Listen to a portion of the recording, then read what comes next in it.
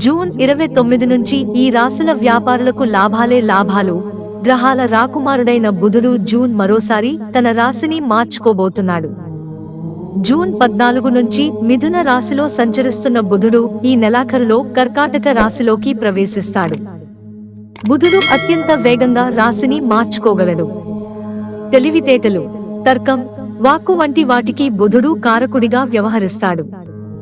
చంద్రుడికి చెందిన కర్కాటక రాశిలోకి బుధుడు ప్రవేశించడం వల్ల కొందరికి ఉద్యోగ, వ్యాపారాలలో భారీ లాభాలు వచ్చే అవకాశం ఉంది.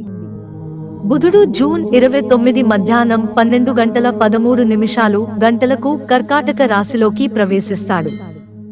అదే సమయంలో ఇది జూలై 19 వరకు ఈ రాశిలో ఉంటాడు. ఆ తర్వాత సింహ రాశిలోకి ప్రవేశిస్తుంది.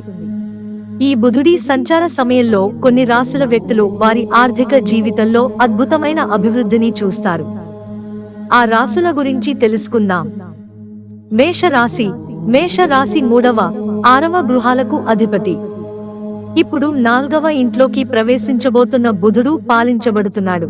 కర్కాటక రాశిలో బుధుడు సంచరించడం వల్ల మేష రాశి వారు తమ వృత్తిలో పురోభివృద్ధితో పాటు వ్యాపారంలో చాలా లాభాలను పొందనున్నారు. ఈ రవాణా మీకు అనుకూలంగా ఉంటుంది.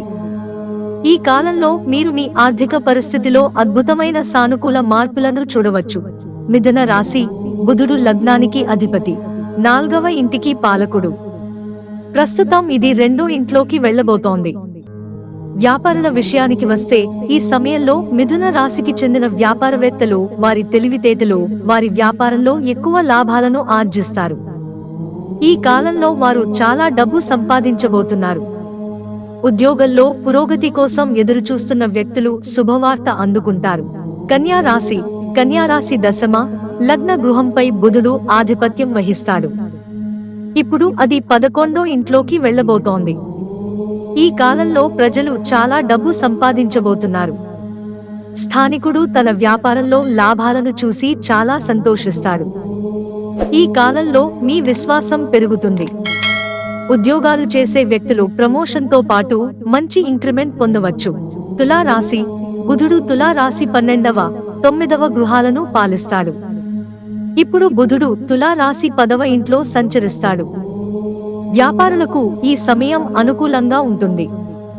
వారు తమ వ్యాపారంలో భారీ లాభాలను సంపాదించడానికి అనేక అవకాశాలను పొందుతారు. కుటుంబం నుండి మద్దతు లభిస్తుంది. ధన ప్రవాహం పెరుగుతుంది. ఉద్యోగాలలో పదోన్నతి సాధ్యమవుతుంది. మీన రాశి. మీన రాశి వారికి బుధుడు 4వ, 7వ ఇంటిని కలిగి ఉంటాడు. ఈ రవాణా సమయంలో అది 5వ ఇంట్లోకి ప్రవేశిస్తుంది. వ్యాపారం చేసే వ్యక్తులు ఈ కాలంలో సంతోషంగా ఉంటారు. వ్యాపారులు తమ వ్యాపారాన్ని విస్తరించుకోవచ్చు. కార్యాలయంలో మీ మంచి పనితీరుతో మీ ఉన్నతాధికారులు సంతోషిస్తారు. ప్రమోషన్ పొందే బలమైన అవకాశం ఉంది. మిత్రులారా, ఛానల్ సబ్స్క్రైబ్ చేసుకోవడం మర్చిపోకండి. ధన్యవాదాలు.